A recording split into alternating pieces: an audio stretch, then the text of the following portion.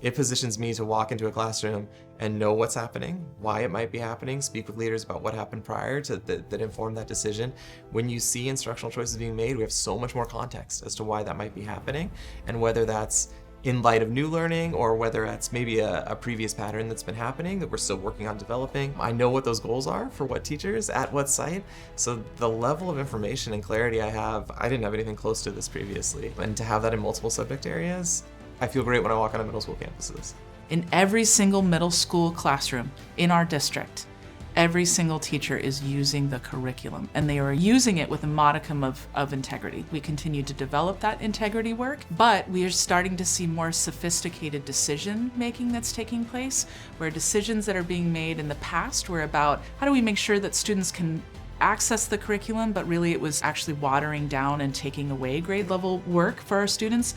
Now we're actually seeing decisions that are being made that are scaffolds and supporting all students in accessing that grade level work. And there's a priority in engagement. Students want to do the work. And so we are seeing more students participate in all of our curriculum, ELA and math, across the district in our entire middle school system here in MPUSD.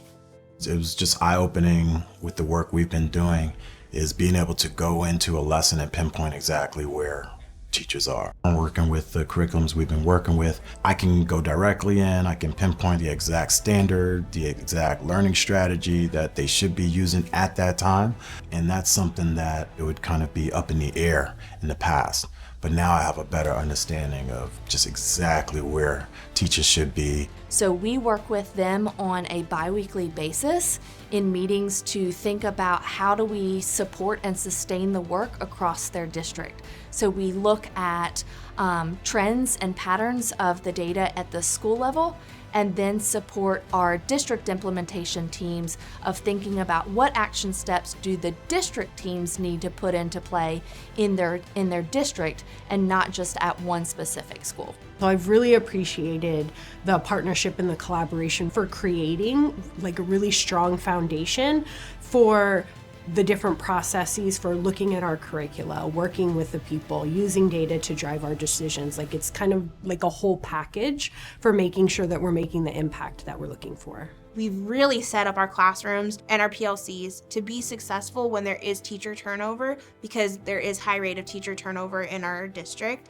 Every year it's been a different team, but every year we've still got stronger, because as we onboard new team members, the teachers that have done this work and really done the hard planning and deep dives, they've been able to bring people on board and say, this is how we do math at Seaside Middle. This is how our learners learn. This is what we do. These are the expectations, and this is what we're gonna do. I'm really thankful that it has also created more cross-site pollination. We didn't get to partner with a lot of other sites as often, and it's nice to be able to share our successes and let other sites like glean from what we're doing well, and then we can glean from what they're doing well. Our commitment to equity has been not just about ensuring that all students have equal access and opportunities, but it's also been about disrupting some real systemic barriers and pieces in our system that absolutely need to be addressed.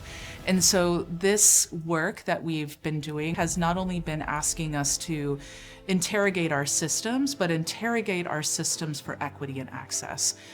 Which students are getting access to what's happening in our classroom and which students are not? And what implications does that have for us as professionals, as individuals, and how do our biases play out in how we're supporting that?